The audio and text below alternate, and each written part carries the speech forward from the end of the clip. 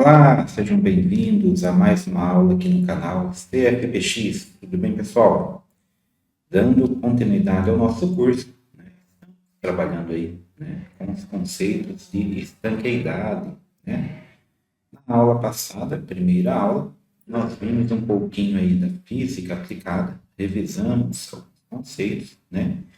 E hoje vamos dar continuidade aqui, no desenvolvimento da terminologia e dos conceitos aplicáveis e, com o intuito de nós aí, abordarmos os cálculos pertinentes, tá, dentro do ensaio de estanqueidade, tá, ok?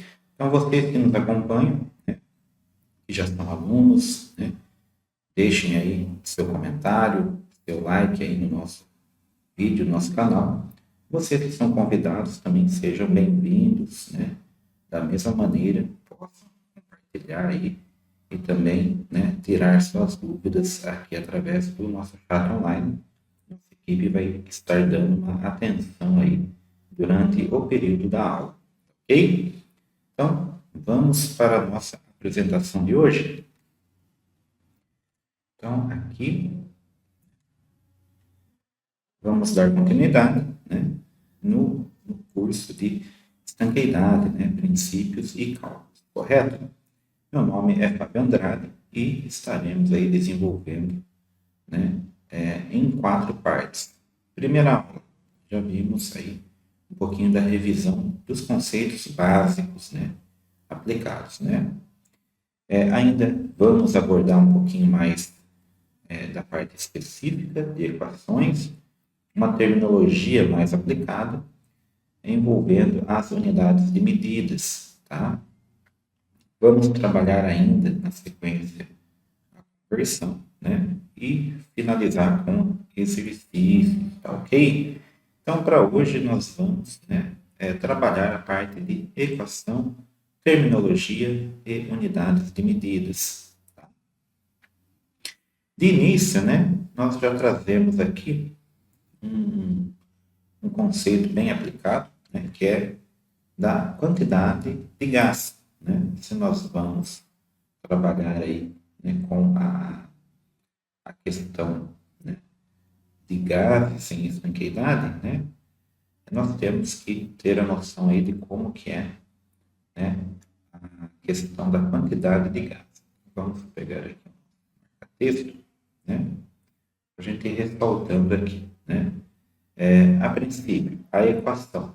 A equação, bem simples, direta, é dada por Q, que é a quantidade de gás, é igual ao produto, da pressão pelo volume. Tá? O que nós vamos estar trabalhando aqui? Vocês vão reparar que nós falamos na última aula de unidades de medida, que nós vamos ter que padronizar os nossos cálculos, certo? Então, para pressão, e para volume, nós vamos trabalhar milibar e litros, tá? É a unidade de medida que nós vamos trabalhar nos nossos exemplos, tá? Ok? Então, vocês já têm essa relação aí, milibar por litro. Depois nós vamos verificar aqui, fazer conversões, tá? Mas é o que é mais utilizado na prática, tá ok? E também, lembrar, e ressaltar, também sobre a equação geral dos gases ideais. Então, é um conceito também, que nós já antecipamos ali na revisão teórica, na primeira aula. E aqui está a equação que nós vamos trabalhar. E vezes V, que é pressão e volume, é igual a M, que é a massa, dividida pela massa molar, tá? Vezes uma constante, que é a constante geral dos gases, vezes a temperatura absoluta. Tá? Que no caso aqui, nós já vimos a diferença entre pressão absoluta e pressão manométrica, certo? Aqui, quando nós falamos em temperatura absoluta, tá? Nós estamos falando em Kelvin, ok?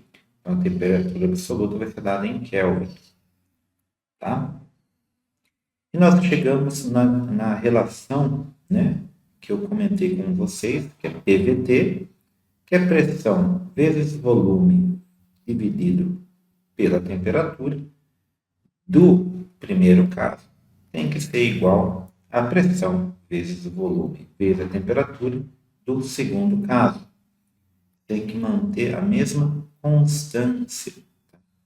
Então, essa constante aqui, ela tem que ser mantida nas duas, né, igualdades ali. Então, imagine que eu tenho uma pressão inicial num volume dado, que não vai mudar, por exemplo, numa dada temperatura. Se eu mexer na temperatura, consequentemente, eu também vou ter alterações na pressão.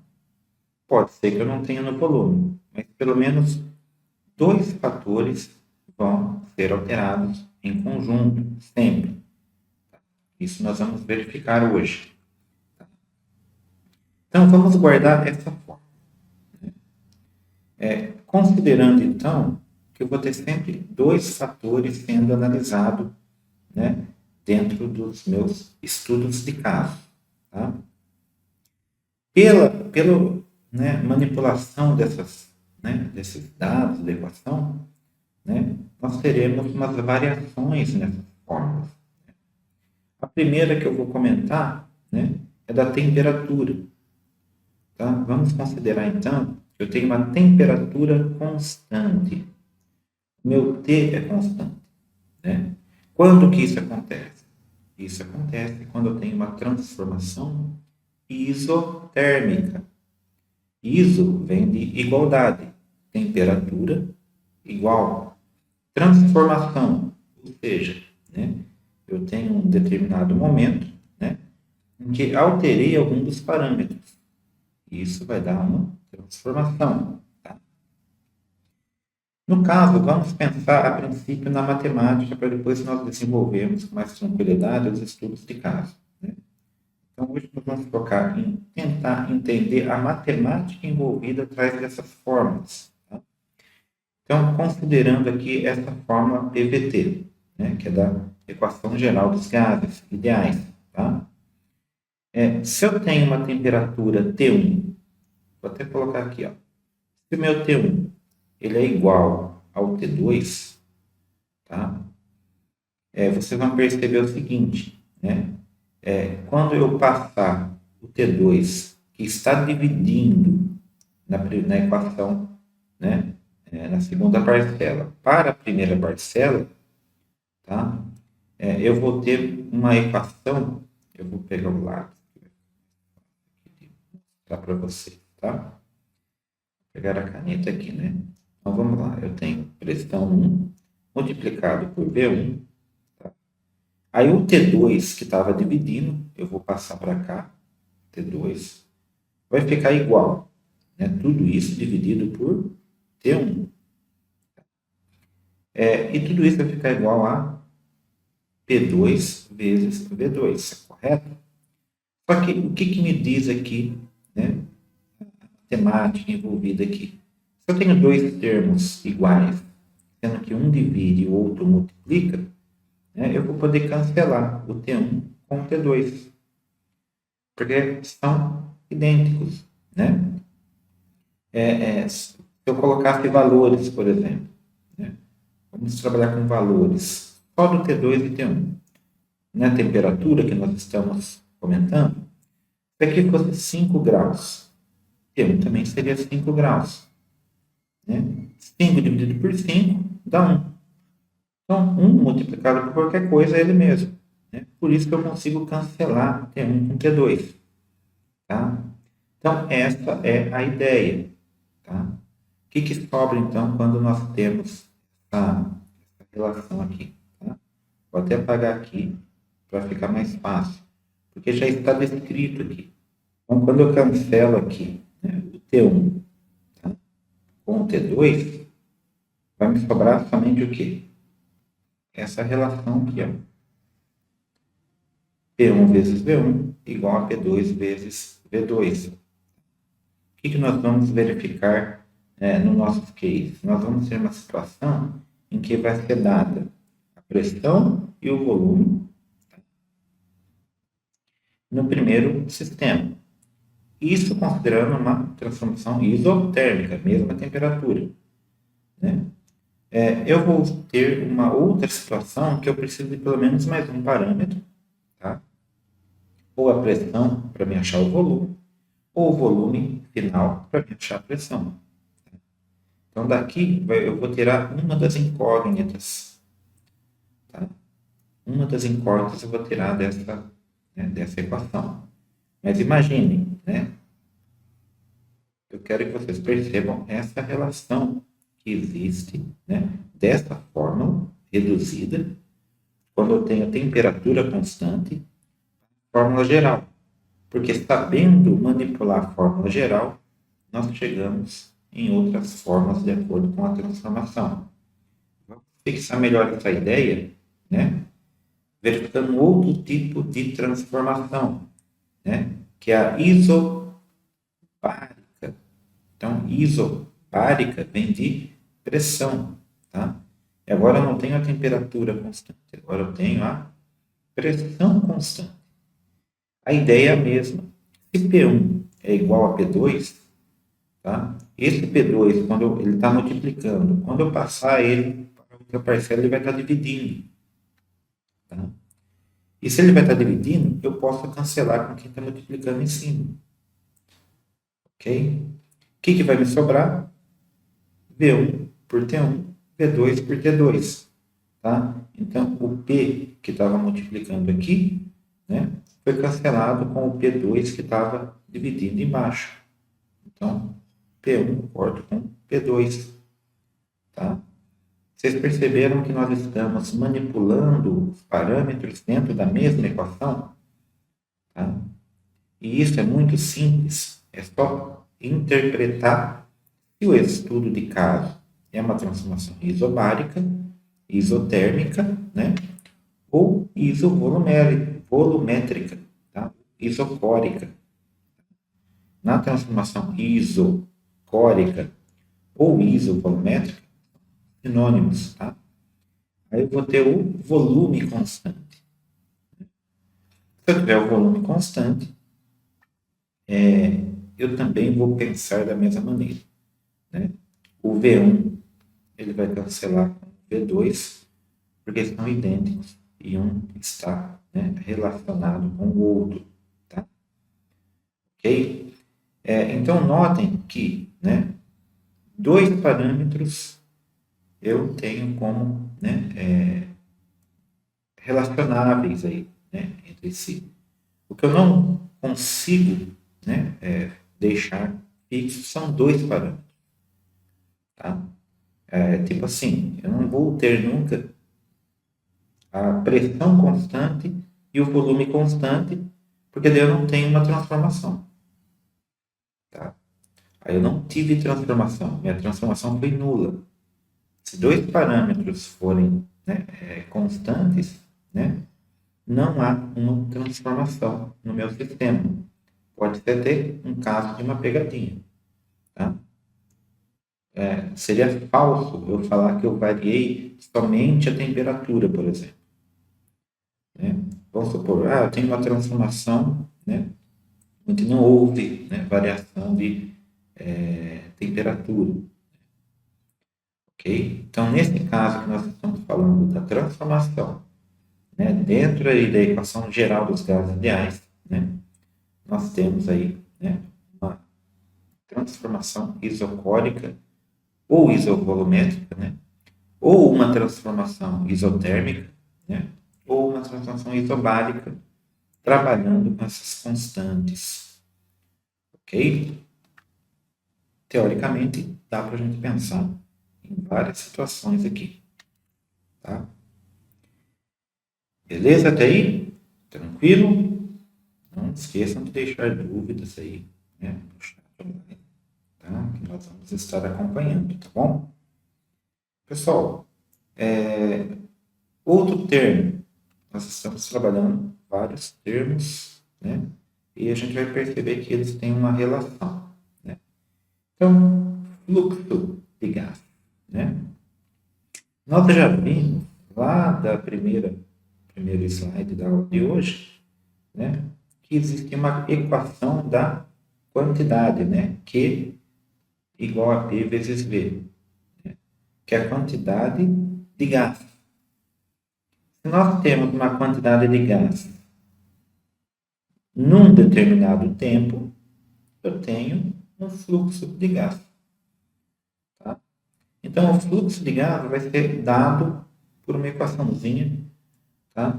Que é Q PV, né? Esse Q minúsculo, né?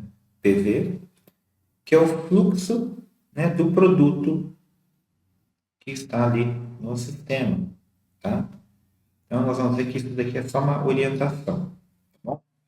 Então, é a quantidade de gás pelo tempo. E esse tempo vai ser o quê? Segundos. Tá? Então, quando eu falo, lembra que eu falei que nós íamos trabalhar com milibar? Então, vamos lá. Milibar multiplicado por litro dividido por segundo. Esse S menos 1 significa dividido por segundo. Na verdade, é o inverso do segundo. Eu elevo ele a menos 1. Então, eu posso trabalhar desta maneira, tá? Ou eu posso trabalhar, né, com o S menos 1, que é a mesma coisa, né, que 1 sobre S. Tá? É o inverso, tá bom? Estamos trabalhando uma regra da potenciação, ok? E também da fração, tá? Nós invertemos aí numerador e denominador conforme nós mudamos o sinal do expoente. Porque lembra que todo número já é elevado a 1. Então, 5, o S que está aqui embaixo, né? Ele já é elevado a 1. Eu subtraio, né? Coloco um negativo, eu estou fazendo uma inversão da fração. Tá? Então, toda vez que nós olharmos o S menos 1, é milibar, né? Vezes litro, aqui no caso, por segundo a menos 1. Por segundo, aliás. Né? O S é menos 1. A mesma coisa ocorre aqui embaixo, no galão, que é uma outra unidade. Aqui, né? É um fluxo de massa. Tá? Então, fluxo de gás, nós usamos a quantidade de gás. Né? Mas também podemos ter um QM. Né? E aí nós estamos trabalhando a massa pelo tempo. Tranquilo? Outra coisa que nós percebemos nessas equações é o delta, né? Opa, sempre que eu tenho delta, eu tenho variação. Então, eu estou falando de variação aqui, ó, da minha quantidade de gás. Tá? Então, pode ser que eu tenha um valor inicial e um valor final. Sempre que eu falo em variação, essa é a ideia. E é o requisito do tempo também. Delta T, tempo final, menos tempo inicial. Eu preciso ter um parâmetro, né, para achar a variação. Tá? Eu preciso ter os dados iniciais e finais para achar essa variação. Essa é uma incógnita que eu teria que, né, também estipular ou calcular. Tá? Aí nós temos uma relação entre os dois aqui, ó. Tanto QVP, né, quanto QM, né, ele é igual, né, ao QM vezes essa constante RT pela massa molar. Né? Ok? Então, nós vimos já, né, que essa questão, né, massa molar, temperatura, já tem, né, todo um contexto que nós abordamos na aula inicial, tá? Aula anterior. Ok?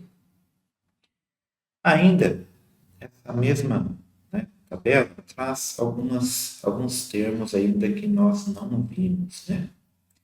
Que é o QDES, né?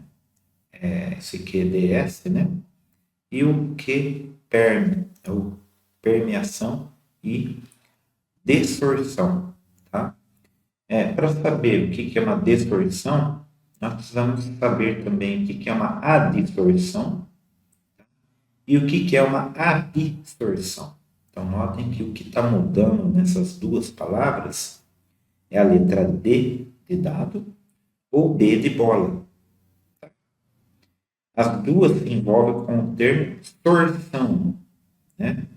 Ou seja, nós estamos falando aí, né, de uma característica, de um fenômeno, né, que o material tem de se integrar, ou seja, de ser ali, né, absorvida. É o termo que a gente usa, mas comum é absorção, né? É que a absorção, né, vai envolver aí somente a parte superficial. Tá? Aliás, a absorção seria o contrário, né? Seria todo o volume do material. E a adsorção, né, é quando eu tenho uma impregnação somente na superfície. Tá? Vamos tentar fazer uma analogia que a distorção seria como se fosse uma incrustação. Tá? Ou seja, ela fica na superfície somente do material. Tá? E o caso da absorção, não. Esse fluido ele pode se diluir no outro. Tá? Então, visto que das duas maneiras eu vou ter uma relação, tanto a distorção quanto a absorção, né? Eu teria uma relação de mistura com o material. O inverso, quando eu segrego, eu separo, né? É o termo distorção. Tá? Então, a distorção é o inverso da sorção, sendo que sorção engloba tanto a distorção quanto a absorção. Tá? Ok? Espero que são termos bem semelhantes, né? Então, vocês precisam trabalhar os exercícios da plataforma e fixar bem esses termos, tá? Que podem, porventura, estar envolvidos, né, nas avaliações teóricas, tá? E nos estudos de caso que nós faremos, né, na sequência das aulas, tá bom? Mas dá para a gente trabalhar um pouquinho mais essa ideia, né? Vamos imaginar aqui um caso, tá? De um tubo de certo polímero, tá? Então ele vai estar sofrendo um teste com nitrogênio a 2 bar de pressão. O que acontece durante esse teste, tá? Então no primeiro momento, né, primeiros minutos, né, a pressão vai cair levemente. Imagina que eu pressurizei a 2 bar, né? E a pressão ela cai levemente. O que está aparecendo? Opa, um vazamento. Mas não, né? Essa perca, né? Desses poucos, né? Décimos de bar, tá? Faz parte dessa reação da adsorção. Por quê? O gás vai como se fosse, a gente usava um termo durante esses ensaios, né? Era muito comum fazer com hélio, né? Que na verdade durante o teste de estanqueidade, né, por queda de pressão, o próprio procedimento já previa, né, que esse gás ia ter uma acomodação. Né? O termo correto seria a distorção.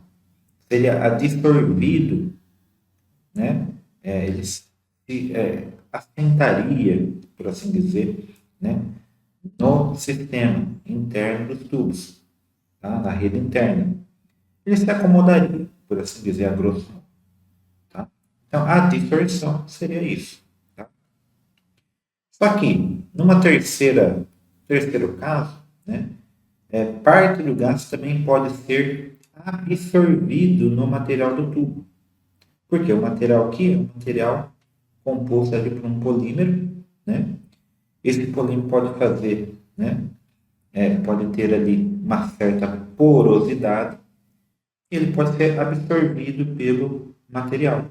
Tanto é que o próprio hélio, né, tem alguns materiais que podem, né, ser permeável, aí é outro caso. Mas pode ser um caso de um material que absorva, né, o nitrogênio. Tá bom?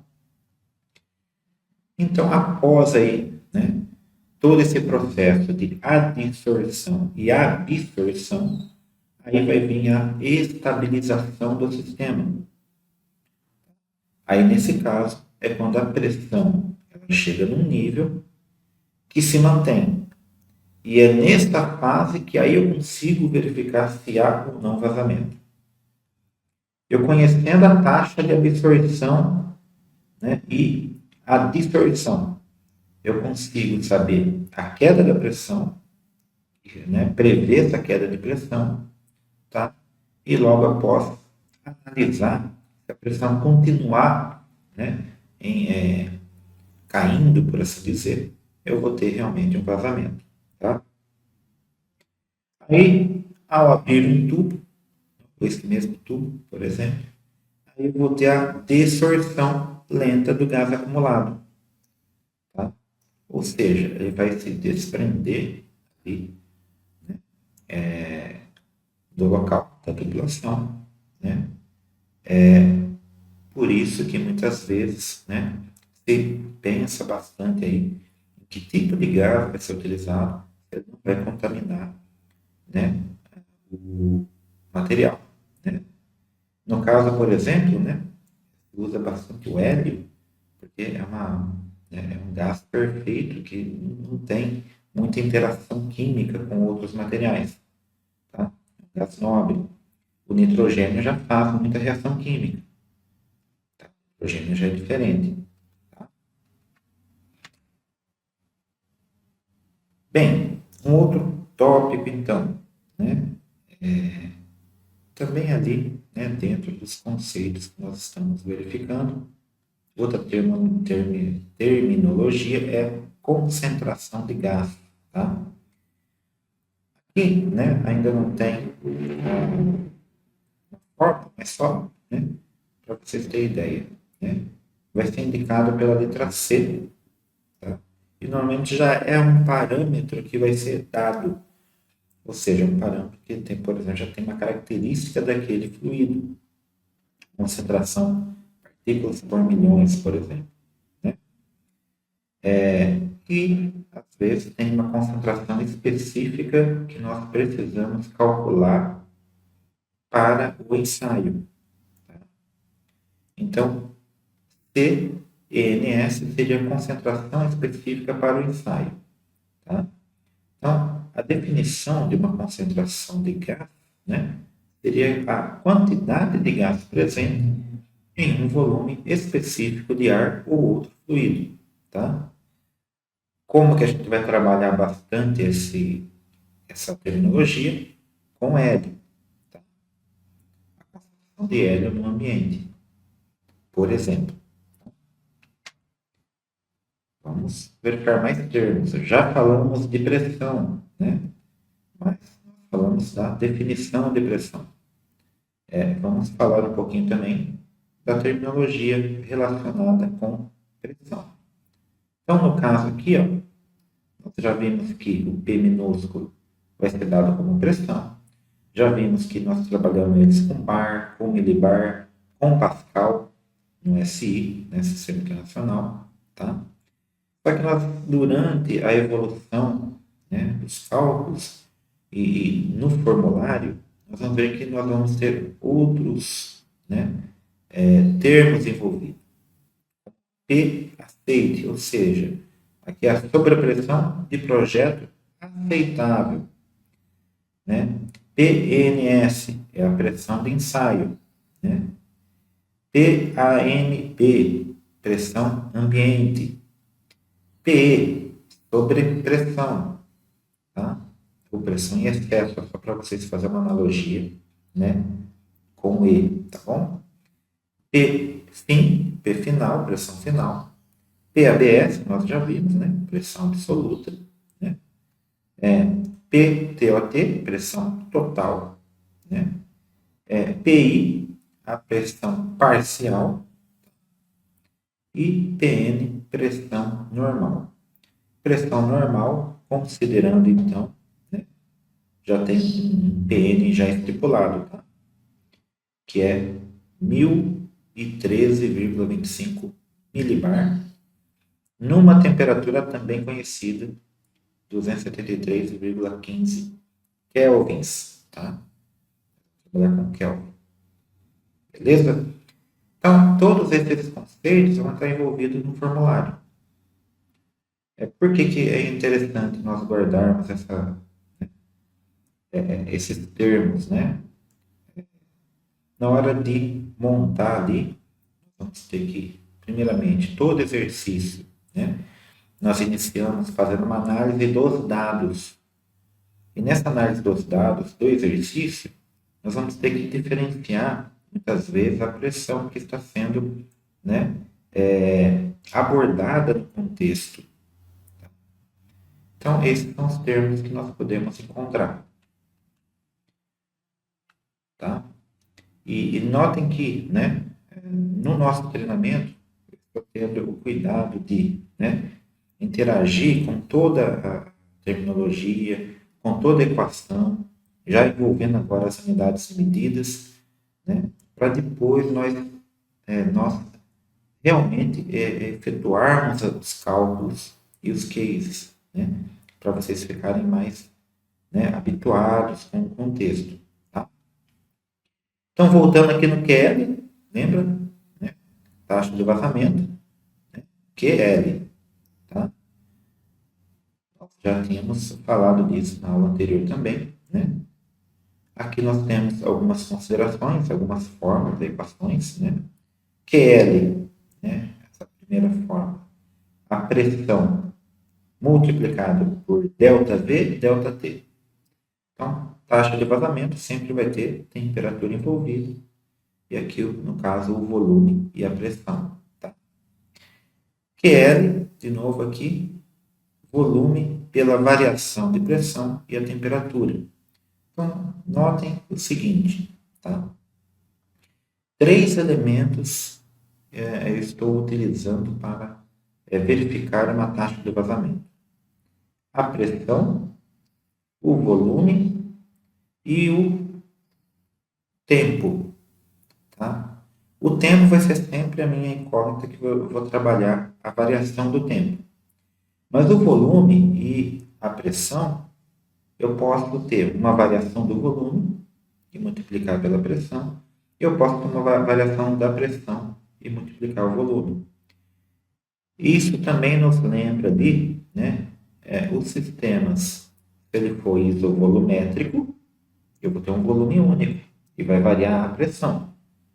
Se eu tiver um sistema, né, isobárico, aí o volume quem varia e a pressão permanece. Tá? Ok? Então já dá para também ter uma relação aqui e vocês saberem que o QL, a taxa de vazamento, depende também, né, da transformação que está acontecendo, né, no sistema. Tá? Uma sigla nova aqui, QTL, né, que daí é a taxa de vazamento, né, padrão. Né? Tem uma taxa de vazamento conforme um vazamento padrão. Então, nós podemos calcular também, né, esse vazamento padrão. Tá? QL aceite, ou seja, taxa de vazamento aceitável. Né? Também é outro parâmetro que nós conseguimos calcular. Tá? E a taxa de vazamento em condições normais. Né? Também é um outro, né, termo que pode ser abordado durante os exercícios. Tá? Eu queria só que vocês não se assustassem muito com esses termos, porque na maioria das vezes nós vamos trabalhar com a mesma fórmula, né? Com a mesma unidade de medida. Né? Então, sempre que nós falamos em taxa de vazamento, nós vamos estar trabalhando com milibar litro por segundo a menos 1. E sempre que nós falamos em normal, por exemplo, taxa sobre condições normais, né, nós vamos estar trabalhando com 1013,25 milibar e temperatura de 273,15 kelvins. Às vezes esse parâmetro ele fica oculto no exercício, mas nós já sabemos que ele, né, já é considerável com esses valores. Tá? Então já tem valores fixos que nós usamos. Ok? Outra coisa, vocês viram que só dentro da taxa de vazamento nós já vimos vários, né, detalhes, né? Mas a taxa de vazamento também ela tem uma relação com o método que vai ser escolhido, com a técnica que vai ser escolhida, né, do ensaio. Né? Então, por exemplo, o método bolha. Então, é o método de formação de bolha. Tá? Nós temos aqui um parâmetro Q específico aqui que pode ser calculado conforme nós conseguimos analisar por bolha. Tem que ser um método submerso. Tá? Eu tenho que capturar essas bolhas. Eu tenho que contabilizar elas. Então, eu tenho que achar esse N para poder, né, implantar essa técnica, né, esse controle. Por que nós estamos falando? Né? De um cálculo dessa taxa de vazamento. E agora, nesse momento, dá para a gente refletir até aqui. Né? Quando nós iniciamos o estudo da estanqueidade, nós vimos que tem todo um procedimento para identificar, tá? De imediato ali, vazamento. Né? Mas existe, sob todo esse contexto prático, todo um conteúdo teórico para se também analisar a taxa de vazamento. Tá? Se ela é aceitável ou não. É um assunto bem amplo, né? E é muito específico dentro, tá, da estanqueidade, como eu já havia comentado também, né? Que quando nós falamos em outros ensaios, não envolve tanta matemática, né? A não ser o controle dimensional e também o ultrassom, que tem uma parte específica da trigonometria. Mas aqui, quando nós falamos em estanqueidade, envolve um contexto profundo dentro dessas questões físicas. Tá? Mas vamos lá. Então, N sendo o número de bolhas no tempo de ensaio, T. Então, T continua sendo o meu tempo. Tá? Eu tenho aqui meu N, que seria uma possível quantidade de bolhas nesse tempo. Ok? Nós vamos considerar que essa bolha, né, ela tem um formato, né, geral ali né, de uma esfera, né, ou seja, uma pequena bolinha, né, uma esfera. Sabendo que ela é uma esfera, nós sabemos a fórmula da esfera. Então, nós temos aqui, ó, fórmula da esfera para calcular o volume de uma bolha. Essa é a fórmula, né, que nós buscamos lá na, né, geometria, né, geometria tridimensional. Tá? Vamos chegar a fazer isso na prática? Não se preocupe, pessoal, isso não vai cair na prática. Fiquem tranquilos, tá? Possivelmente até nas avaliações teóricas, né? Pode ser cobrado somente o contexto da terminologia e não essas coisas mais avançadas, tá bom? Mas eu só quero mostrar também para vocês que vocês sabendo, né, todos os parâmetros envolvidos e sabendo identificar no contexto do exercício e substituir no formulário, tá tranquilo, é só colocar os valores. Tá? Por quê? Ó? PAMP, pressão ambiente. Tá? Então tem a pressão ambiente. Né? O volume da bolha, VB, né? Da bolha. N é o número de bolhas e T é, né, o tempo. Tá? Dentro do contexto, dá para a gente trabalhar. Tá? Método do envoltório. Tá? Então, esse primeiro caso que nós vimos aqui, né, é o método bolha. Um outro método que pode ser encontrado, vou colocar como número 2 aqui, tá? É o método do envoltório. Aí já estamos trabalhando com outros conceitos de estanqueidade, né? Mas também tem como, né, trabalhar a taxa de vazamento, como identificá-la. É que aqui vai envolver né, a concentração de hélio, tá? Então eu vou ter que analisar a concentração de hélio, tá? E isso vai envolver aqui, ó, tanto, né, na pressão ambiente quanto na formação da bolha e da bolha, tá? E também na variação do tempo, tá? Então, só para recapitular, o que é o método do envoltório, né? Nós temos um recipiente, uma câmara fechada, tem que ser um recipiente fechado, tá? Nós vamos controlar a pressão interna do objeto que está sendo avaliado. Ele vai estar possivelmente a vácuo, tá? Nós vamos pressurizar o sistema, tá? E esse sistema ele vai ser conectado, esse objeto dentro da câmara, ele vai ser, né, bombardeado com hélio interno, tá? Ou seja, eu coloco o hélio interno do objeto. O que acontece? Na parte externa, eu vou ter né, um indicador, um sensor, tá? Indicado por um eletrodo, por exemplo. Que se tiver um vazamento de hélio, ele vai se dissolver no ar interno desse ambiente, tá? Eu vou constatar, né, que ele não está estanque.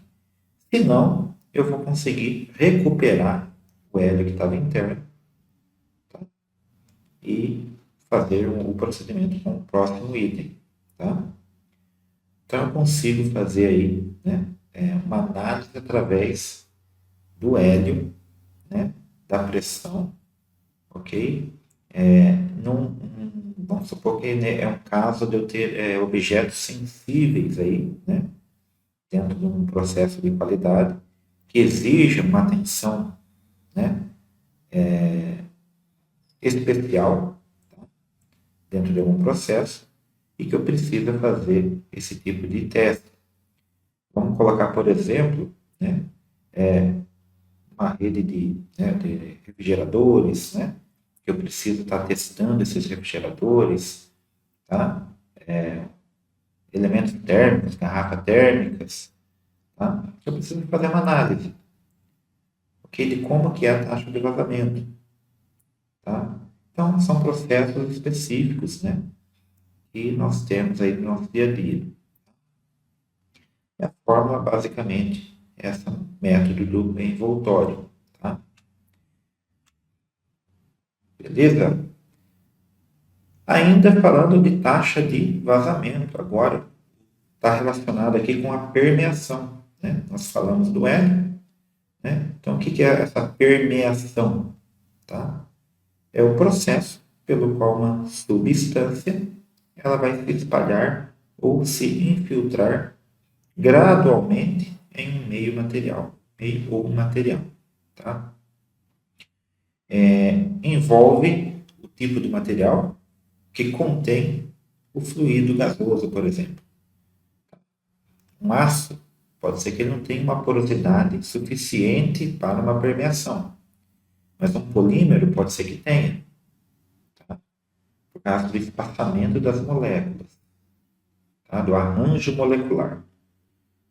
Tá? O metal é mais, né, difícil de ter essa porosidade suficiente para uma permeação. Mas vamos supor uma madeira, por exemplo. A madeira não tem, né, é suscetível à permeação. Tá?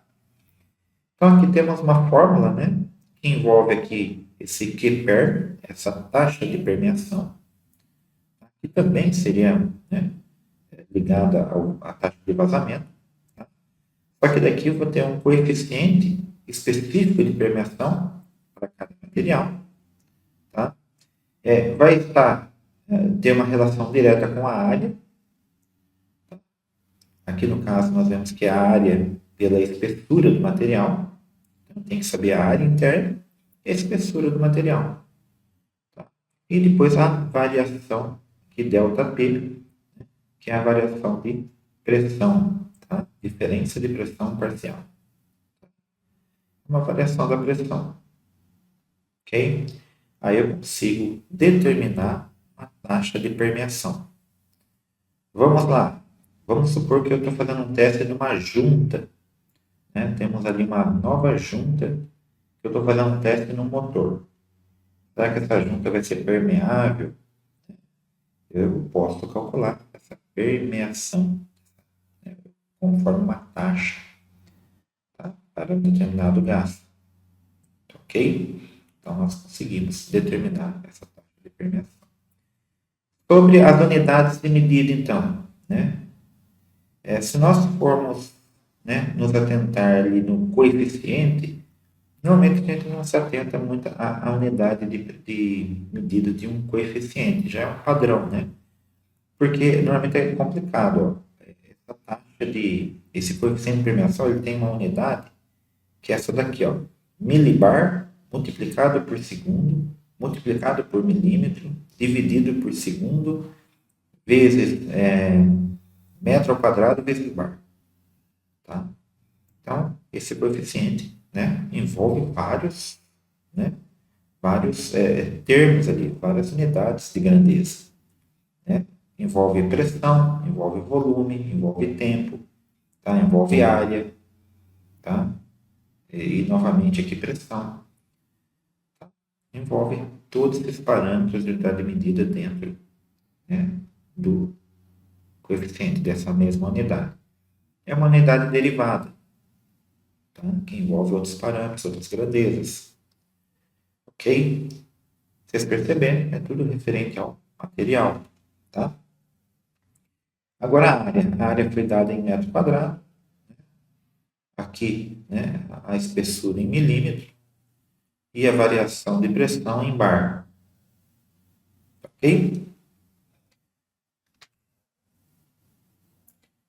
Ainda falando de taxa de vazamento, só que agora é uma relação diferente ainda. Né? Aqui nós estamos falando do escoamento. Né? Mecânica dos fluidos. Né? Então, o escoamento é estudado dentro de uma ramo da física que é a mecânica dos fluidos. Não vem ao caso nós também aprofundarmos muito sobre, né, esse contexto, mas o que é importante a gente saber é que existe o escoamento laminar, que ele é muito mais fácil de ser trabalhado quantitativamente do que o escoamento turbulento. Tá? Então, por isso que num processo, né, é interessante nós trabalharmos uma taxa de vazamento, que é L, para escoamento laminar. Se ele for turbulento, o próprio termo, né, turbulento, já envolve ali que vai ter impacto sobre o equipamento. Tá? Então aqui, ó, QL, N taxa de vazamento, nós já vimos lá, né, que é normal, né, e o QL, né, vai ser essa taxa normal, né, e todo, né, um contexto aqui de pressão, segundo a pressão final, que é P2, elevado ao quadrado, menos a pressão inicial, que é P1, elevado ao quadrado. Tá? Tudo isso vai ser dividido por 1 ao quadrado menos 0 ao quadrado, tá? Que é multiplicado por pressão ao quadrado. Que é tá? Aqui também, né, se for em relação aí, né, ao escoamento molecular, tá? Aí é a mesma forma, só que não elevado ao quadrado, todos os parâmetros. Aí eu tenho, né, padrão de escoamento molecular. Né? E aqui eu já tenho aproximadamente os valores. Né? Então eu tenho aqui, ó, QL, né? Deixa eu só apagar aqui para vocês verificarem melhor. Tá apagando aqui.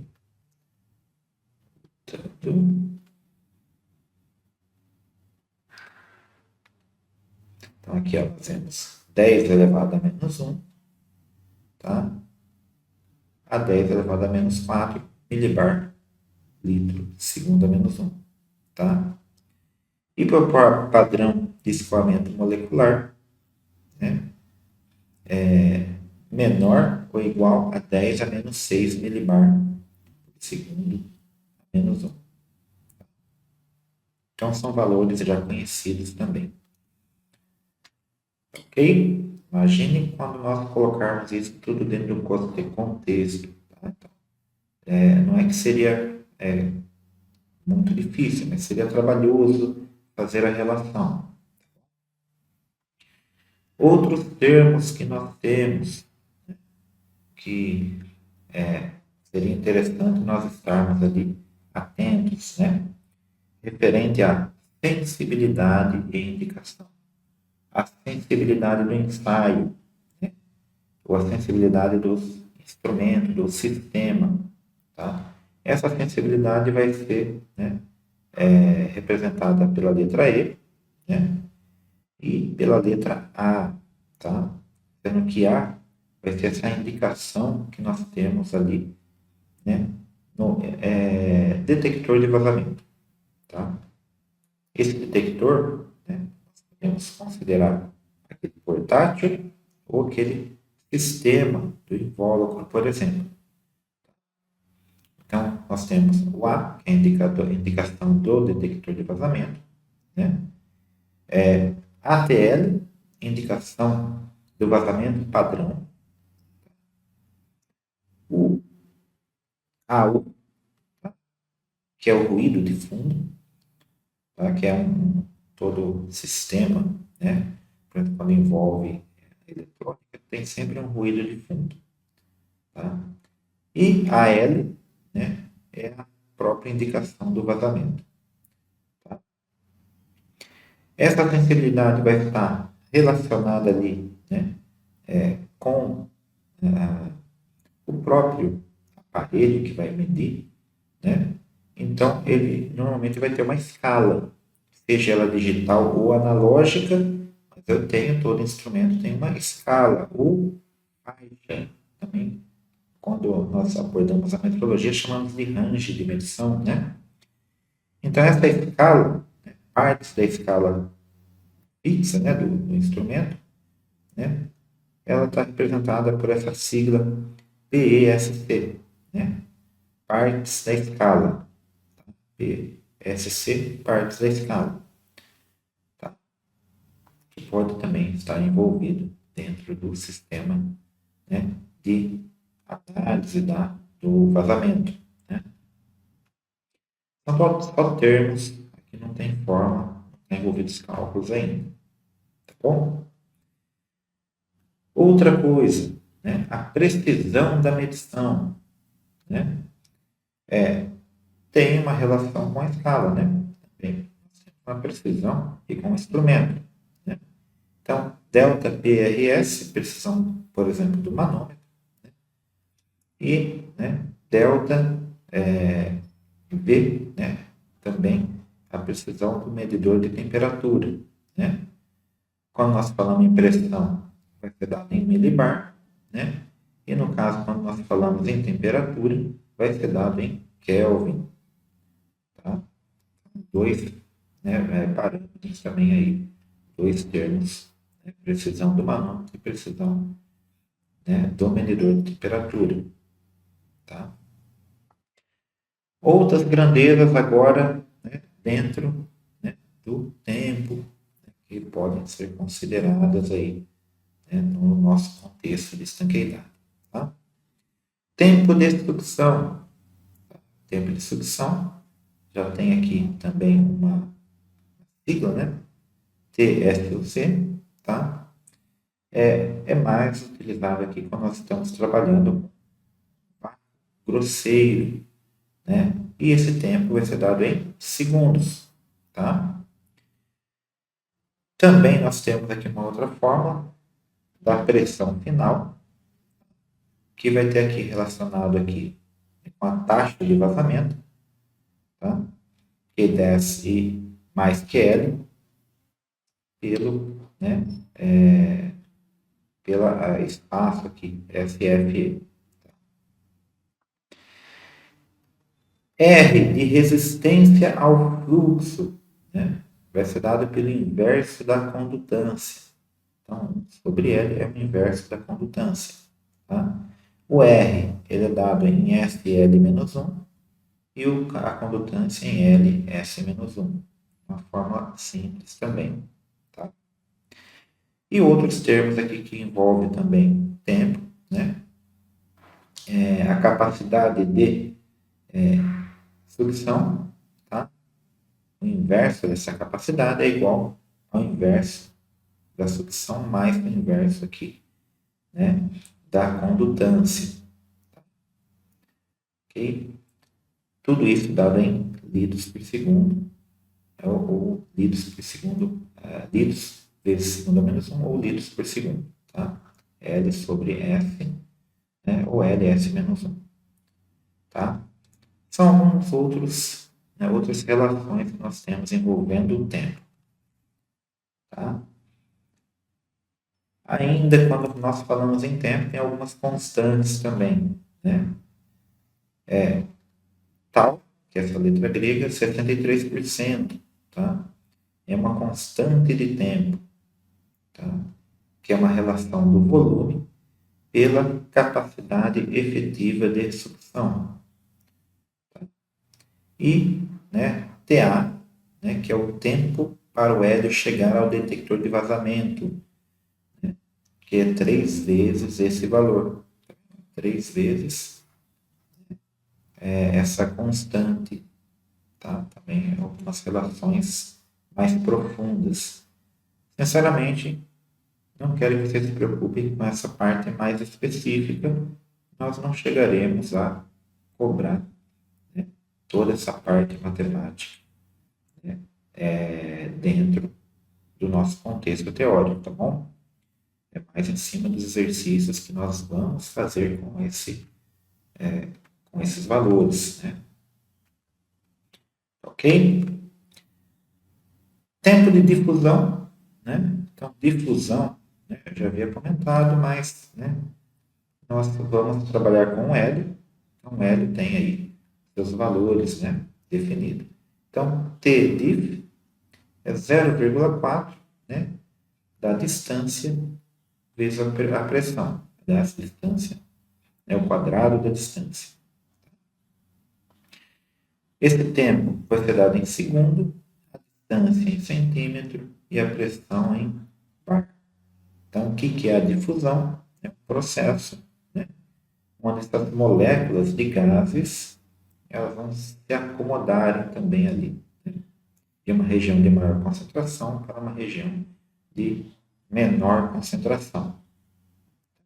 Se expandisse, okay, esses gases pelo sistema, pelo ambiente. Algumas informações gerais, né? Então, temos aqui, né, o I maiúsculo barra, né, que é o livre percurso médio. Né? Isso aqui é dado em metros. Né? No caso, no ar, né? No ar eu multiplico pela pressão, né? Que já tem também um valor definido aqui, ó. 0,33 vezes 10 a menos 5 já é um valor dado para o ar. Livre percurso médio para o ar. O lambda, no nosso caso aqui, né? Essa letra grega é bem utilizada quando nós entramos no contexto das ondas, né? Aqui ela vai ser representada pela condutividade térmica. Tá? O lambda. O Ni aqui, né? Também é muito utilizado aí, né, para ver rendimento, por exemplo. Aqui ele vai ser relacionado com a viscosidade dinâmica. Tá? Volume molar, né? V molar, tá? Já é um valor dado também, tá? Conhecido, 22,415 litros, tá? E o Na, que é conhecido da física também, que é o número de Avogadro, tá? Está relacionado com as partículas, tá? E também é um valor padrão. Essa é uma constante. Ok? O intuito da aula de hoje foi apresentar vários termos, tá? As equações, algumas equações. A principal equação que nós vamos utilizar, né, vai ser a PVT mesmo. Tá? Então, nós vamos trabalhar bastante a relação pressão, volume, né, e temperatura, numa primeira fase. Tá? E num segundo momento, nós vamos trabalhar, né, as taxas de vazamento. Então, pessoal, para vocês que nos acompanham, deixa eu voltar aqui na minha tela. Tá? O que vai ser importante nesse momento? Nós conhecermos, né, um pouquinho dessa terminologia, tá? Fazer uma relação aí com esse contexto da matemática, com essas equações aplicáveis, tá? E depois, né, nós relacionarmos tudo isso com os cases. Mas, às vezes, vocês vão trabalhar com tabelas, esses valores, principalmente quando tiver que fazer conversões. Tá? Então, no segundo momento, nós vamos trabalhar com essas conversões, com essas tabelas. Tá bom? Então, só para vocês terem uma ideia, vamos voltar ali para a gente verificar um pouquinho mais dessas tabelas e dessas unidades de medidas. Tá? Por exemplo, né? Quando nós falamos em taxa de vazamento de gás, tá? Nós podemos ter uma conversão por uma taxa de vazamento de líquido. Então, eu tenho uma QL de um gás, tá? E eu posso ter uma relação no mesmo sistema para uma QL de líquido. Tá? Então, eu vou ter aqui, ó, né, uma constante. Essa constante K aqui, né, está relacionada com aquele N que nós vimos. Tem um N líquido, um N gasoso, Ni, né? Okay? Então, nós vimos aqui, ó. Vou voltar lá.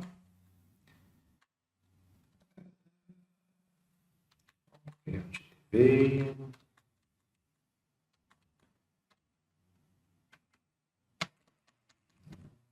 Tá aqui.